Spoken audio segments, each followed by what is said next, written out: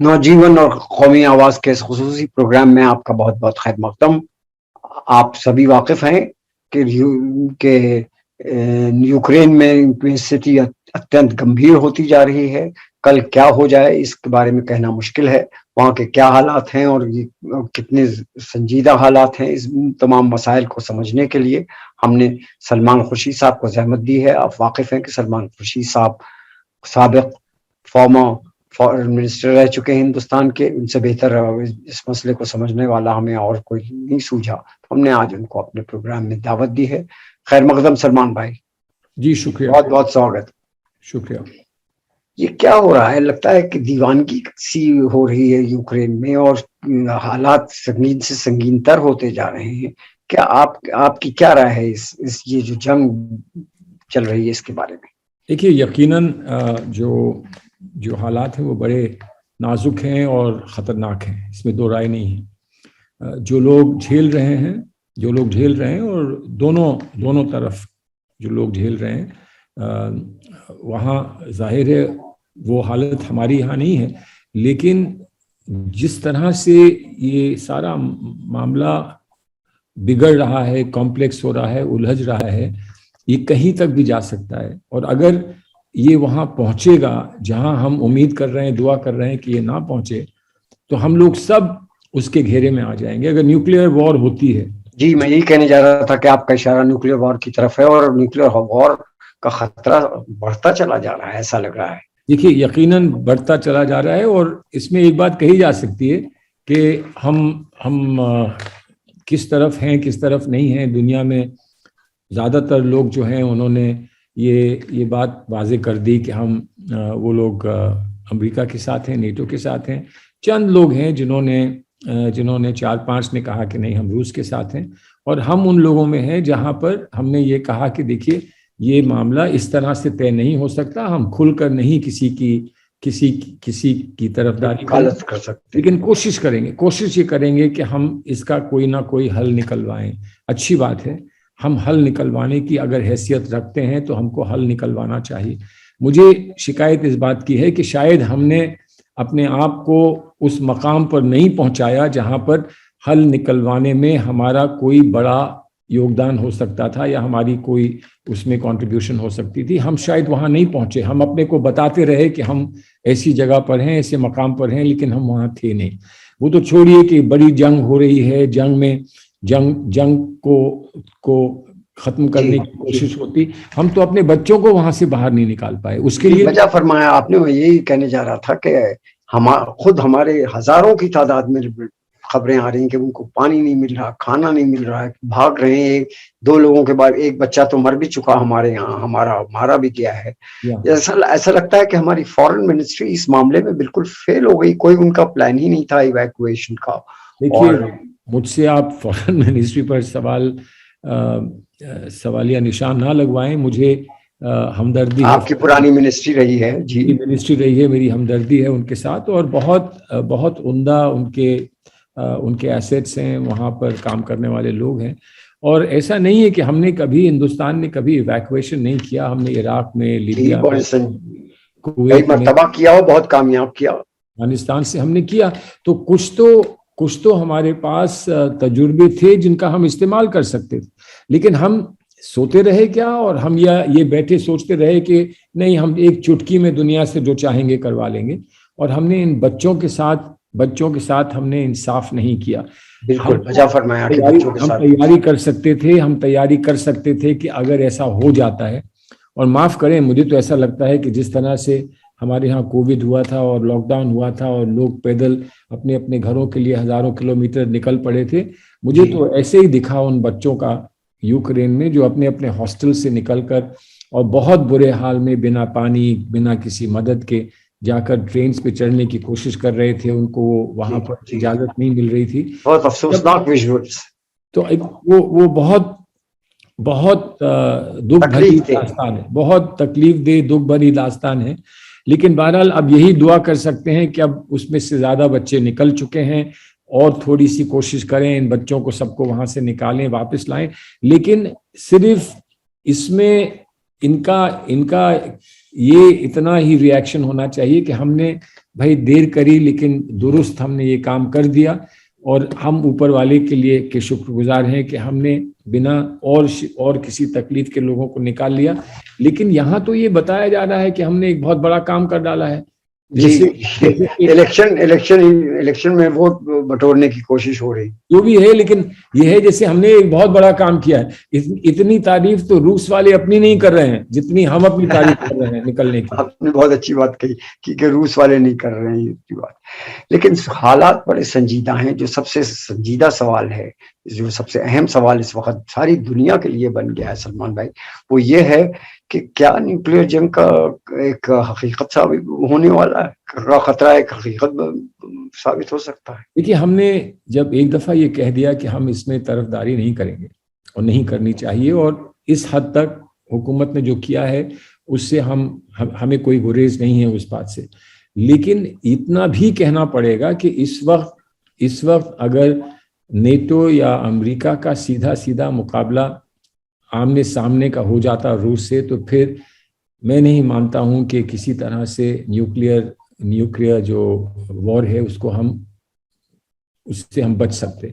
America ने ये कदम नहीं उठाया, उनकी जो भी वजूहात रही हो, ये कदम नहीं उठाया।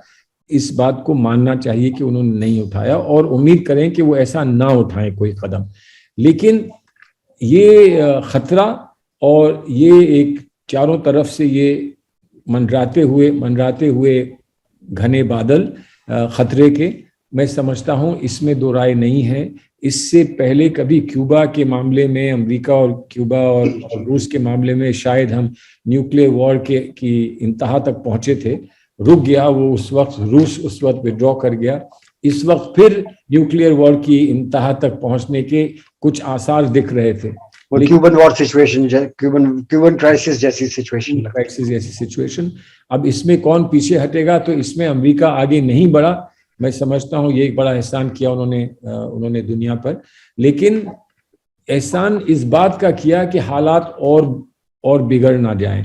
अब सवाल इस बात का है कि किसी का वजूद है दुनिया में जो कह सके ये मेरे दोनों तरफ दोस्त हैं। और मैं दोस्तों से ये कहूंगा कि आपने अगर इस बात को फौरन खत्म नहीं किया तो इसके जो असरात मुझ पर हैं, हम पर हैं, वो बहुत बुरे होंगे। क्या हम दोस्त की हैसियत से ये रूस से नहीं कह सकते? क्या हम दोस्त की हैसियत से ये अमेरिका से नहीं कह सकते? और अगर नहीं कह सकते तो कम से कम हमको बताएं कि इतने दिन से किस बात में इन्वेस्टमेंट हो रहा था कि हम झूला झूल रहे हैं और हम झप्पी मार रहे हैं और हम एक दूसरे के मुल्क जा रहे हैं। तो हम क्या कर रहे थे अगर हम इतना भी अपनी हैसियत को बढ़ा ना पाए? आप फॉरेन मिनिस्टर रहे हैं और आप बखूबी डिप्लोमेटिक अंदाज में अपनी बात कहना जानते हैं, लेकिन ये आप लुब्बे-लुबाब ये लग रहा है आपकी बातों से कि हिंदुस्तान जबरदस्त तरीके से अपने मिशन को पूरा करने में, आलमी मिशन को पूरा करने में नाकाम रहा है। दुनिया में जो इनको करना चाहिए तो नहीं कर सके, हम अपने बच्चों को नहीं निकाल सके। लेकिन ये भी कहा जा रहा है, आपकी क्या राय है कि क्या पुतिन बहुत ही रशिया बहुत ही गैर जिम्मेदाराना तरीके से पेश आ रहा है?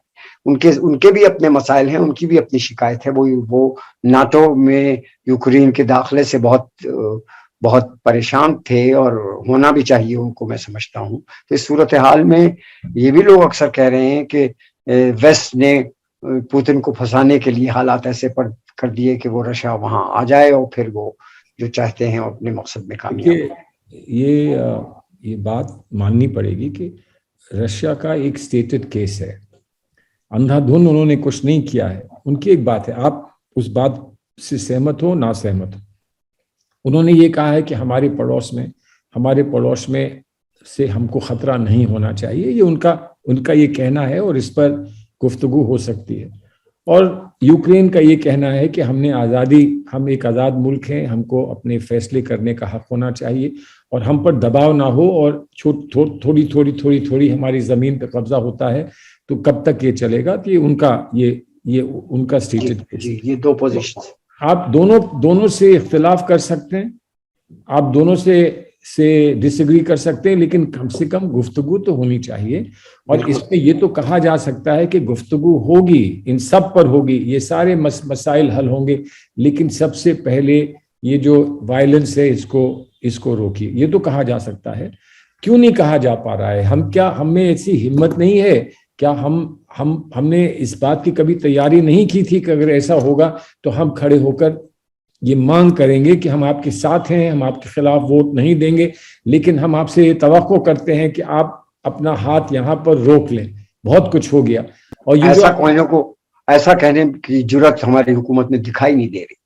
अभी तक, माफ करें, अभी तक तो नहीं दिखाई दे अभी रही। तक बिल्कुल मेरे लिए ये आसान नहीं है कि जिस वक्त एक इंटरनेशनल क्राइसिस हो उसमें मैं अपनी हुकूमत के बारे में सवाल खड़े करूं। आसान नहीं है। ऐसे मौके पर हुकूमत का साथ देना चाहिए और हम देंगे, लेकिन वो हमसे कम से कम बात तो करें, हमसे कहीं पूछे तो, हमें कुछ बताए तो। वो तो अपना ढिंडोरा पीट रहे हैं खड़े होकर कि देखिए हमने कितना बड़ा काम वो किया। तो इलेक्शन में मसरूफ हैं, बनारस में भी जिस वक्त हम इंटरव्यू कर रहे हैं वो बेशक वो वहाँ पान खा रहे हैं, चाय की दुकानों पे जा रहे हैं, और इतना बड़ा। जी। अब इन बच्चों के लिए क्या हो सकता है? आप लोगों का तजुर्बा रहा है, ये बच्चे किस तरह से? देखिए, अब जो बच्चों पर गुजरनी थी वो गुजर चुकी है, अब तो वो निकल ही आएंगे, और पड़ोसी ममालिक में वो लोग पहुंच रहे हैं, वहां से जहाज हमारे जा रहे हैं, जहाज उनको लेकर आएंगे। तो उन पर जो गुजरनी थी वो गुजर गई है, लेकिन इसके बाद भी आगे क्या होगा? क्या आगे ये बच्चे वापस लौट पाएंगे यूक्रेन? और यूक्रेन अगर लौटेंगे तो जो उनका खर्चा हुआ है, जो इनको नुकसान हुआ है, उसकी भरपाई कौन करेगा? और फिर आने वाले साल में, अगले साल और उस साल के बाद बच्चे क्या यूक्रेन जाएंगे, या हम इतने मेडिकल कॉलेजेस खड़े कर देंगे जिसमें 18,000 बच्चे अपने हिंदुस्तान में पढ़ सकें? ये बहुत सवाल हैं। तो आज इनको निकालना तो एक जरूरी चीज है फौरी तौर पर, लेकिन आज के बाद कल क्या होगा, इनका मुस्तकबिल कैसे ठीक होगा, उस पर भी हम लोगों को कुछ ना कुछ करना पड़ेगा। ये नहीं कि आज दिखावे के लिए जहाज में बैठा लाए और फिर कल हमने कहा कि अब आप अपना खुद कुछ करिए। एडॉकिज्म जैसे मुल्क में होती है वैसी फॉरेन पॉलिसी में भी दिखाई दे रही है। आखिरी सवाल जो हमने फिर एक बार आपसे पूछा था कि ये न्यूक्लियर वॉर का खतरा आपको कितना सीरियस लग रहा है? क्या कैसे ये पूरी इंसानियत खतरे में दिखाई दे रही है? बहुत सीरियस, और इस पर तो कम से कम हम कुछ कह देते। हमने यूएन में जाकर न्यूक्लियर वेपन्स की मुखालफत की है। हमने समझाया इसलिए कि हमको चारों तरफ से घेरा जा रहा था न्यूक्लियर वेपन से, इसलिए हमने बनाए। लेकिन हम जो खड़े होकर ये कहते हैं कि न्यूक्लियर खतरे को हमें खत्म करना है, उसके ताल्लुक से तो कम से कम आज हमें कुछ कहना चाहिए कि सब कुछ हो जाए, उसको सबको हम लोग ठीक कर पाएंगे, लेकिन न्यूक्लियर वॉर हो जाएगी तो उसको फिर हम ठीक नहीं कर पाएंगे। तो इसलिए कम से कम ये तो कहना चाहिए, इतनी तो हमको लोगों को मशवरे देने चाहिए कि न्यूक्लियर वेपन तक मत पहुंचिएगा, जो भी हो जाए न्यूक्लियर वेपन तक मत पहुंचिएगा। यानी जो भी हो और उसमें न्यूक्लियर जंग नहीं होनी चाहिए। बकौल साहिर की जंग टलती रहे तो बेहतर है, आप और हम सभी के आंगन में शम्मा जलती रहे तो बेहतर है। इस नोट के साथ और आपके बेहद शुक्रिया के साथ हम इस प्रोग्राम को यहीं खत्म करते हैं। शुक्रिया बहुत बहुत सलमान खुर्शीद साहब। शुक्रिया जनाब, बहुत बहुत शुक्रिया।